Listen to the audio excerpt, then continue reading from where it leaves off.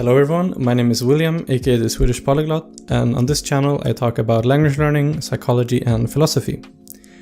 In this particular video I will be covering an additional principle of metalearning, and this is the principle of thinking from first principles.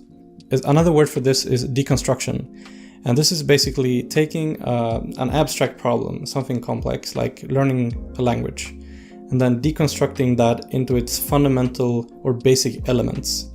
So this can be juxtaposed to, right? This can be juxtaposed to, or this can be contrasted to conventional thinking. And so I will show you a model here from my course that I'm building. And so basically, conventional thinking would be if you, so whenever you're engaging in a learning process as a beginner, you will come into that learning process with assumptions. Maybe you've heard other people repeat things, right? So you will sort of acquire memes as you sort of from your environment, right? You learn a language by speaking, right? To learn a language you have to speak. Let's see here, what have I written down here? So, right. I don't have enough time to learn a language. You need to have a lot of time to learn a language. I don't know, learning a language is boring, right? To learn a language, you need to study grammar rules, stuff like this.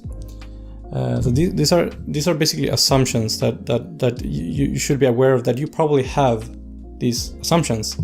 So that would be conventional thinking would be not questioning these assumptions, just assuming that your assumptions are correct, and then trying to solve the problem, for example, of learning a language from that frame, from the frame of assuming that these assumptions are correct. Now, another approach which I recommend is to instead think from first principles, and this is to instead to take, for example, an abstract problem such as learning a language, and then deconstructing that into its most basic elements. So, for example, you could divide language learning into input and output. Okay. And what is the benefit of output? What is the benefit of input? And okay, and then you might find out as you go deeper, you might find, okay, so input is the primary mechanism for how you learn languages, apparently, according to science and stuff.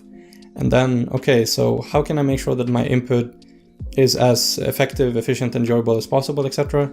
And then you can dive deeper and deconstructing the abstract problem, for example, learning a language, into basic elements, as to from those basic elements solve the problem from there, instead of starting from your assumptions. So if you just assumed, okay, to learn a language I need to speak a lot, and then you as a beginner you start just focusing on speaking, right? So that's probably going to be highly inefficient, basically. So if you just engage in conventional thinking, it's very likely that your method is going to have lots of limitations, because it's not going to be based on fundamental principles, first principles. So you can divide this process of thinking from first principles into three basic steps. So the first step is you want to identify your unquestioned assumptions. You want to identify sort of the memes that you might have acquired from your culture, from your environment. And I'll give you a few examples, and you will see additional examples on the screen. Right, and then step number 2, you want to take these basic assumptions and you want to deconstruct them into basic elements. So let's say you have an assumption, okay, to learn a language you have to speak. Then okay, you can deconstruct this. Okay, so but do I really have to speak to learn a language? And then you can do some research, and you find out the distinction between input and output, recognition and recall, and you'll find out, okay, the brain is actually better and is better at recognizing information. So it's easier for the brain to learn how to understand a language than it is to learn how to produce a language. And then you might find out, okay, so I can get pretty good at comprehension quite quickly if I just focus on that and just avoid speaking, or I don't focus on speaking primarily. And then you might find out as well, okay, well, if my comprehension is already pretty good, then developing production capacity in that language is going to be quite easy, or the step is going to be like the step from 0 to production capacity, or from good level of comprehension to being able to speak as well, that distance is smaller, right? So yeah, so that you want to question these assumptions. You don't want to just assume that they are correct, right? So this is my sort of, right, so that was step 2, deconstruction, right? Or you could just, yeah, step 2, deconstruction,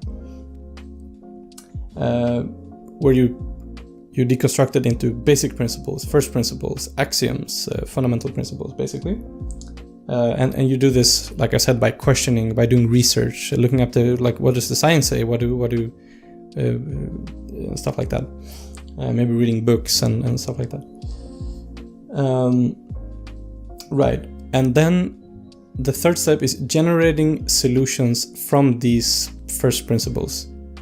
So instead of generating solutions from your assumptions, your unquestioned assumptions, you want to generate solutions from the first principles that you've discovered, basically. Right, so that was all for this video. Leave a comment down below if you want to add to the discussion, and I'll see you in the next video. Thanks for listening.